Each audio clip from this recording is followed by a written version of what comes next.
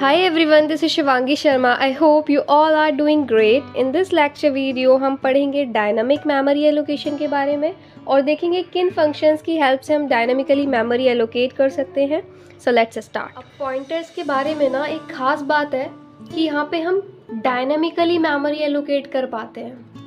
अब हमें dynamically memory allocate करने की ज़रूरत क्या पड़ी, इसको एक प्रॉब्लम से समझते हैं. लिखा है the memory allocation that we have done till now was a static memory allocation. अब तक जो हमने मेमोरी एलोकेशन किया है वो एक स्टैटिक मेमोरी एलोकेशन था. The memory that could be use by program was fixed.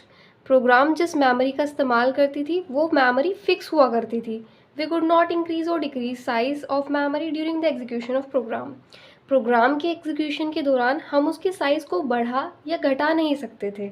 अब क्या होता है कि in many applications it is not possible to predict how much memory would be needed by program at run time.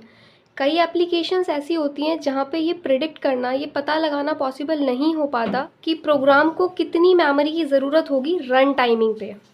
For example कि यहाँ पे हमने एक एरे डिक्लेयर करा जिसका साइज़ पास किया 200, यानी 200 इंटीजर टाइप के वैल्यू को कंटेन करने के लिए ये केपेबल है. लिखा है in an array it is must to specify the size of array while declaring, so the size of this array will be fixed during run time. जब आप एक एरे को डिक्लेयर करते हो तो आप उस एरे का साइज स्पेसिफाई करते हो. वो ज़रूरी भी है एक एरे को डिक्लेयर करते टाइम, ताकि उस एरे का जो साइज़ है वो रन टाइमिंग पे फिक्स हो जाए. अब अगर आपको पहले से ये नहीं पता कि हमें एरे में कितनी वैल्यूज़ को स्टोर करना है, और क्योंकि एरे में स्टैटिक मेमोरी एलोकेशन होता है, तो आपको दो प्रॉब्लम फेस करनी पड़ सकती हैं. The first case is that the number of values is to be store is less than the size of array and hence there is a wastage of memory. पहला केस तो ये है कि हमने जो एरे का साइज़ पास किया है उसके अकॉर्डिंग हमें कम वैल्यूज़ को स्टोर करना था, तो बची हुई मेमोरी का वेस्टेज हुआ. For example if we have to store only 50 values, हमने 200 साइज़ का एक एरे बनाया जिसमें हमें सिर्फ 50 वैल्यूज़ को स्टोर करना था, तो 150 वैल्यू का जो स्पेस है वो वेस्ट गया. सेकंड में लिखा है in second case our program face problem if we want to store more value than the size of array. अगर हमें वैल्यूज़ ज़्यादा स्टोर करनी थी और हमने एरे का साइज़ छोटा रखा तो भी हमारे लिए प्रॉब्लम है. For example if there is need to store 210 value और हमने सिर्फ साइज़ पास किया है 200, तो अब की बार क्या करना होगा कि हमें पूरा एक दूसरा एरे बनाना पड़ेगा और उसमें वो वैल्यूज़ स्टोर करेंगे, तो कितना ज़्यादा कॉम्प्लिकेटेड हो जाएगा हमारे लिए. तो to overcome these problems we should be able to allocate memory at run time. इसी प्रॉब्लम को ओवरकम करने के लिए हम यूज़ करेंगे डायनामिक मेमोरी एलोकेशन का. The process of allocating memory at the time of execution is called dynamic memory allocation. Execution के time पे जो मेमोरी को एलोकेट करने का प्रोसेस रहता है उसी प्रोसेस को बोला जाता है डायनामिकली मेमोरी एलोकेशन. अब डायनामिक मेमोरी एलोकेशन होता क्या है वो तो हमने पढ़ लिया, लेकिन डायनामिकली मेमोरी एलोकेट करने के लिए कुछ बिल्ट इन फंक्शंस का हमें यूज़ करना पड़ता है, जो यहाँ पे लिखा हुआ है the allocation and release of this memory space can be done with the help of some built in functions whose prototype are found in this header file. Memory के एलोकेशन और डी एलोकेशन के लिए हमें use करना पड़ता है कुछ built in functions. Built in का मतलब समझते हैं, जो प्री डिफाइंड फंक्शंस होते हैं.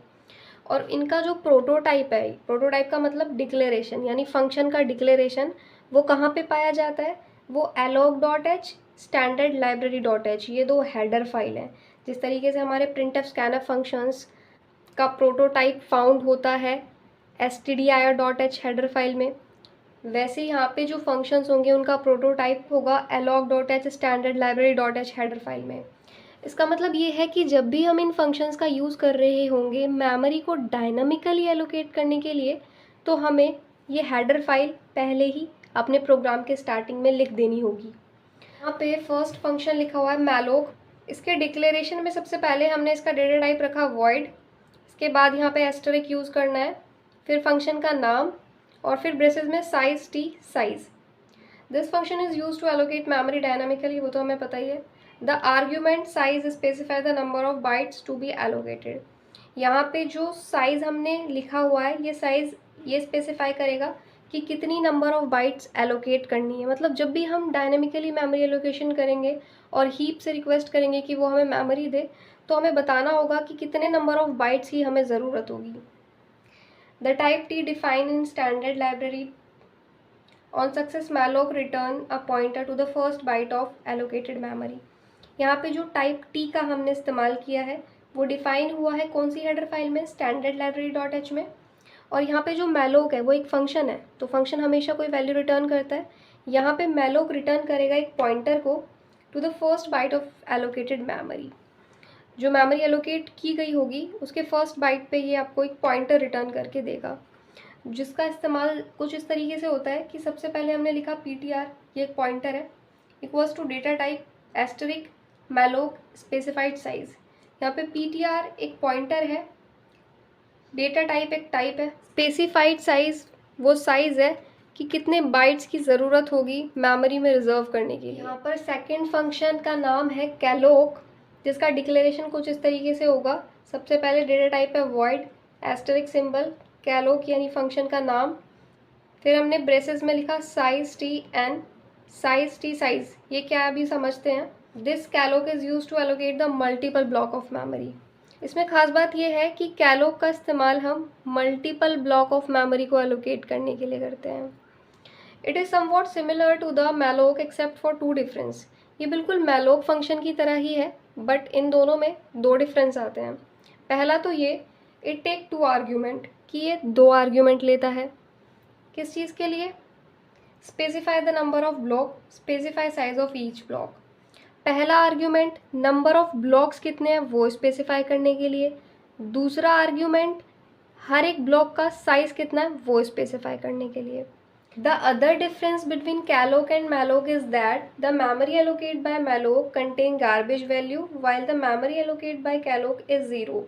मैलोक फंक्शन के द्वारा जो मेमोरी एलोकेट होती है वो एक गार्बेज वैल्यू रखती है, यानी मैलोक में हम कोई वैल्यू इनिशियलाइज नहीं करते, उसमें गार्बेज वैल्यू होती है। गार्बेज वैल्यू यानी कि कोई रैंडम वैल्यू, जबकि मेमोरी एलोकेट जो कैलोक के द्वारा होती है उसमें 0 वैल्यू होती है। लास्ट जो फंक्शन हमें पढ़ना है रीएलोक, इसका डिक्लेरेशन कुछ इस तरीके से है। सबसे पहले लिखेंगे data type void asterisk sign realloc function का नाम, और ब्रेसेस में हमने पास किया है pointer size new size. Definition से क्लियर करते हैं। If we want to increase or decrease the memory allocated by malloc and calloc, the function realloc is used to change the size of memory block. जो memory allocate हमने malloc और कैलोक function की help से की है, अगर उस memory allocate को हम बढ़ाना या घटाना चाहते हैं तो फंक्शन रीएलोक का हम इस्तेमाल कर सकते हैं मेमोरी ब्लॉक के साइज़ को चेंज करने के लिए। It alter the size of memory block without losing all data. ये हमारी मेमोरी ब्लॉक के साइज़ को भी बदल देता है और हमारा डेटा भी कहीं नहीं जाता, डेटा को बिना लूज किए ये काम कर देता है। This is known as reallocation of memory. इसको मेमोरी का रीएलोकेशन भी कहा जाता है, क्योंकि एक बार हमने मेमोरी एलोकेट कर दी लेकिन दोबारा से क्या कर रहे हैं, मेमोरी का साइज़ कम ज़्यादा कर रहे हैं, तो इसीलिए इसको रीएलोकेशन बोला गया है। पहले एलोकेट कर दिया, अब दोबारा से एलोकेट कर रहे हैं। तो यहाँ पे हमारा डायनामिक मेमोरी एलोकेशन का कंसेप्ट कंप्लीट होता है। बहुत ही इम्पॉर्टेंट टॉपिक है, तो उसको प्लीज़ ध्यान से पढ़ें। Now share this channel with those who are computer science students and take care of yourself.